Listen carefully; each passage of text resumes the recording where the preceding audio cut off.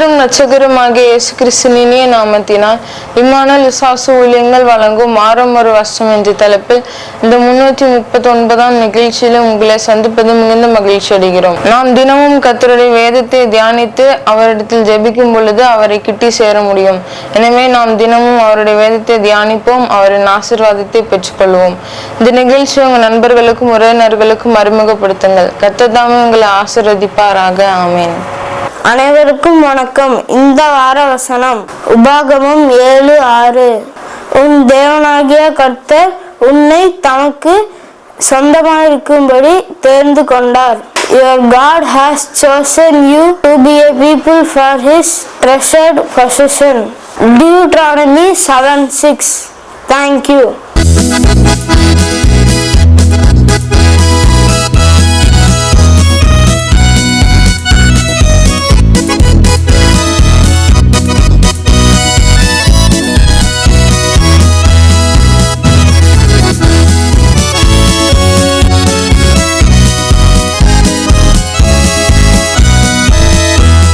சந்தோஷம் பொங்குதே, சந்தோஷம் பொங்குதே, சந்தோஷம் என்னில் பொங்குதே. அல்லேலூயா, இயேசு என்னை ரட்சித்தார், முற்றும் என்னை மாற்றினார். சந்தோஷம் என்னில் பொங்குதே, சந்தோஷம் பொங்குதே, சந்தோஷம் பொங்குதே, சந்தோஷம் என்னில் பொங்குதே. அல்லேலூயா, இயேசு என்னை ரட்சித்தார், முற்றும் என்னை மாற்றினார். சந்தோஷம் பொங்கி பொங்குதே.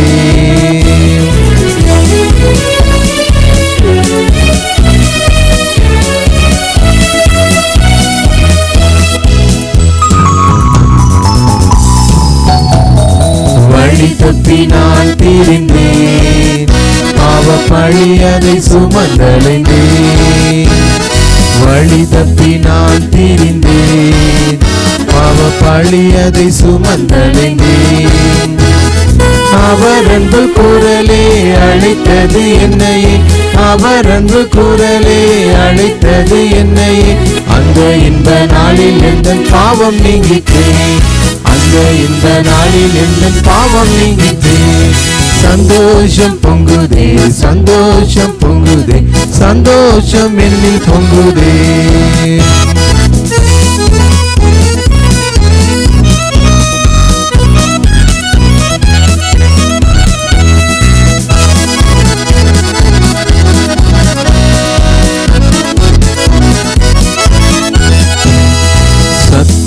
சோதித்திட தேவ உத்தரவுடன் வருவார்.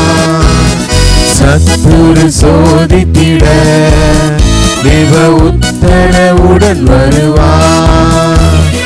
ஆனால் இயேசு கைவிடார், தானாய் வந்து ரட்சிப்பார்.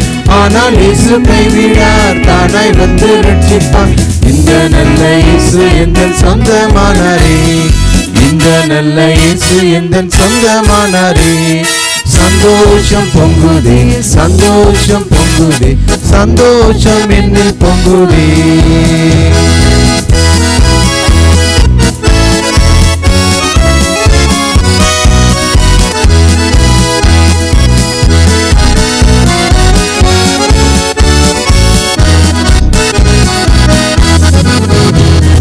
பாவத்தில் ஜீவிப்பவர் பாதாளத்தில் அழிந்திடுவார். பாவத்தில் ஜீவிப்பவர் பாதாளத்தில் அழிந்திடுவார். நானும் பரலோகத்தில் ஆண்டவரோடு வாழவே, நானும் பரலோகத்தில் ஆண்டவரோடு வாழவே. என்னில் வாழும் இயேசுவோடு என்றும் வாழுவே, என்னும் வாழும் இயேசுவோடு என்றும் வாழுவே. சந்தோஷம் பொங்குதே, சந்தோஷம் பொங்குதே, சந்தோஷம் என்னில் பொங்குதே. அல்லேலூயா, இயேசு என்னை ரட்சித்தார், முற்றும் என்னை மாற்றினார். சந்தோஷம் என்னில் பொங்குதே.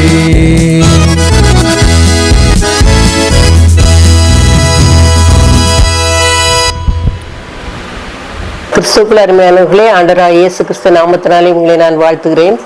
இம்மானுவேல் விசுவாச ஊழியங்கள் சார்பிலே ஆண்டவருடைய வசனங்களை நாம் தியானித்து வருகிறோம். 339வது வாரத்திலும் கூட உபாகமம் 7ஆம் அதிகாரம் 6வது வசனத்தை ஆண்டவருடைய கிருபையினாலே தியானிக்க இருக்கிறோம்.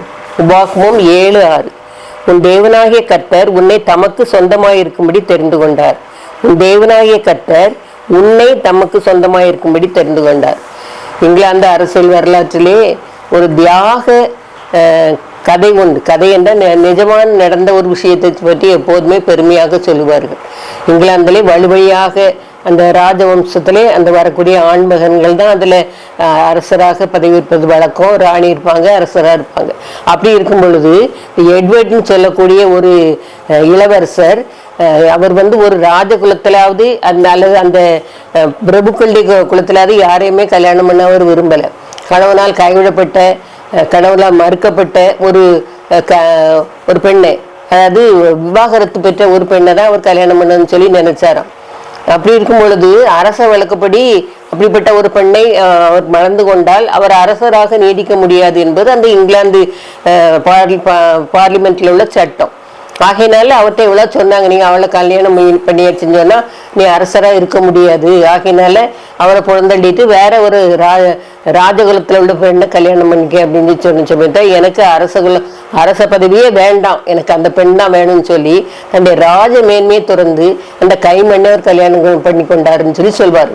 அப்ப அப்படி இருக்கும் பொழுது பாருங்க, ஒரு சாதாரண மனிதன், ஒரு சாதாரண சொன்னா ஒரு அரச குலத்தில் உள்ள மனிதன் ஒரு சாதாரண பெண்ணை திருமணம் செய்ய அளவுக்கு அவன் மேல அதிகமாக அன்பு கொண்டார். அதே போலதான் நாம பாவிகளாக இருக்கையில் கிறிஸ்து நமக்காக நினைச்சாரு, இந்த உலகத்துக்கு வந்தாரு, தன்னைத்தானே கொடுத்து நம்மை மீட்டு கொண்டார். பாருங்க, அதனால நாம எப்போதுமே ஆண்டவர் நாம ஆண்டவரை தெரிந்து கொள்வது என்பதை விட ஆண்டவர் நம்மளை தெரிந்து கொள்வது என்பது மிகவும் புனிதமானது, பிரசித்தி பெற்றது. அதுல ஒரு வைராக்கியம், ஆண்டோடைய வைராக்கியத்தை நம்ம இந்த வசன மூலமாக தெரிந்து கொள்ள முடியும். பாருங்க, உன் தேவராய கர்த்தர் உன்னை தமக்கு சொந்தமா இருக்கும்படி தெரிந்து கொண்டார். ஆண்டவர் தெரிந்து கொண்டாராம். அப்ப ஆண்டவர் தெரிந்து கொண்டாம நம்ம ஆண்டோடைய பிள்ளைகளாக வரவே முடியாது. தன் தாயின் கருவிலே நான் உன்னை தெரிந்து கொண்டேன் அப்படின்னு சொல்லி ஆண்டவர் சொல்றாரு. இப்ப நம்முடைய தாயின் கருவில நம்ம உருவாகும் போதே இன்னார் இன்ன இடத்தில் பிறந்தான் அப்படின்னு சொல்லி ஆண்டவர் பேர் எழுதி வச்சிருவாராம். சங்கீதத்துல அப்படித்தான் சொல்லியிருக்கு, இன்னார் இன்ன இடத்தில் பிறந்தான் அப்படின்னு சொல்லி ஆண்டவர் எழுதி வச்சிருவாராம்.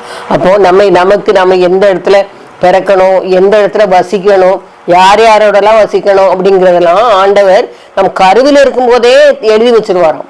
பாருங்க, எப்படிப்பட்ட ஒரு ஆண்டவர். நம்ம இங்க உலக பிரகாரமா ஒரு குழந்தை பிறந்தா நம்ம முனிசிபாலிட்டியிலயோ பஞ்சாயத்துல நம்ம பதிவு பண்ணி வைக்கிறோம். அப்ப அதன் அடிப்படையில தான் நமக்கு என்ன எல்லா ரெக்கார்ட்ஸும் செய்யும் தருவாங்க. அதே போல ஆண்டவருடைய ரெக்கார்ட்ல நம்ம பிறக்கிறதுக்கு முன்னாலே ஒரு புள்ளி அளவாக நம்ம தாயின் ஒரு வயிற்றுல உருவாகும் பொழுதே ஆண்டவர் எல்லாத்தையும் இது பண்ணி நிச்சயதார வைத்தார். பாருங்க, யோவான் 15:16 போட்டுக்கு பாருங்க, நீங்கள் என்னை தெரிந்து கொள்ளவில்லை, நான் உங்களை தெரிந்து கொண்டேன் அப்படின்னு சொல்லி போட்டு. அப்ப ஆண்டவர் எதுக்காக நம்ம தெரிந்து கொண்டாரு? உலகத்துல எவ்வளவோ ஜீவராசிகளை அவர் உருவாக்கினாரு, உண்டாக்கினாரு. இன்னைக்கும் அதுகள்லாம் இருந்துதான் செய்யுது. அப்படி இருக்கும் பொழுது நம்மை மனுஷராகி நம்மை மட்டும் அவர் ஏன் தெரிந்து கொண்டார்? 2 தீமோத்தேயுல போட்டுக்கு பாருங்க, 2 தீமோத்தேயு 2:10 நீங்கள் கிறிஸ்து இயேசுவின் அன்பினாலே நீங்கள் நித்திய ரட்சிப்பை பெற்றுக்கொள்ளும்படி அவர் நினைச்சுதாராம். அவர் நமக்காக நினைச்சுதாராம், நம்மை தெரிந்து கொண்டாராம். அவருடைய அன்பினாலே நம்ம நித்திய ரட்சிப்பை பெற்றுக்கொள்ளும்படியாக அவர் நம்ம தெரிந்து கொண்டார்னு பாருக்கு. அது மாதிரி பாருங்க, என்னாகுமோ 16:7 பரிசுத்தமாகும்படி அப்பொழுது கர்த்தர் எவரை தெரிந்து கொள்வாரோ அவன் பரிசுத்தமாயிருப்பான்னு சொல்றார். அப்போ ஆண்டவர் நம்மளை பரிசுத்தமாக படைக்க வேண்டும் அப்படின்னு சொல்லி நினைச்சாரு, நம்ம பரிசுத்தமாக வாழ வேண்டும் சொல்லி நினைச்சாரு. யாரெல்லாம் பரிசுத்தமாக இருக்கணும், அவருக்கு உகந்தவர்களாக இருக்கணும்னு சொல்லி நினைக்கிறாரோ அவங்களுக்கு அவர் என்ன செய்தாராங்க, தேர்ந்தெடுத்தார் அப்படின்னு சொல்லி வேதத்தின் மூலமா பாக்குறோம். அப்ப இந்த உலகத்துல நம்ம பிறந்துட்டோம்.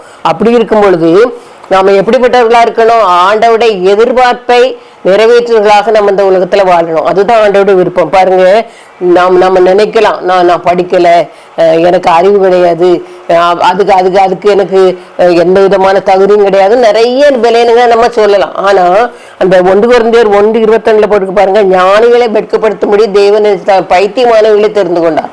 பைத்தியமானவர்கள் ஒன்றும் தெரியாது. சில நேரங்கள்ல ஆண்டவர் ஏற்றுக்கொண்டோம்னு சொல்லி சில பிரசங்கமார் வருவாங்க, பெரிய கூட்டத்துல பெரிய சர்ச்சில் எல்லாம் பேசுவாங்க. கேட்டா நான் 2ஆம் கூட படிக்கலன்னு சொல்லுவாங்க. ஆனா அவங்க அந்த ஆண்டவருடைய வசனங்களை எடுத்து சொல்லும் போது அவ்வளவு அருமையாக இருக்கும் பாருங்க. ஆகையினால ஆண்டவர் ஒவ்வொருவரையும் அவர் தெரிந்து கொண்டிருக்கிறார். ஆகையினால அவருக்காக செயல்பட வேண்டியது, அவருக்காக பசுமாக வேண்டியது நம்முடைய கடமை. அந்த கடமைகளை உணர்ந்து நம்ம வாழணும். அப்படிப்பட்ட ஒரு கிருபைகளை நம்ம பெற்றுக்கொள்ளத்தக்கதாக ஆண்டவரத்திலும் கேட்போம். ஆண்டவர் நமக்கு உதவி செய்வாராக. ஆமென். சத்திய வேதம் பக்தரின் கீதம் சுத்தர்கள் போகும்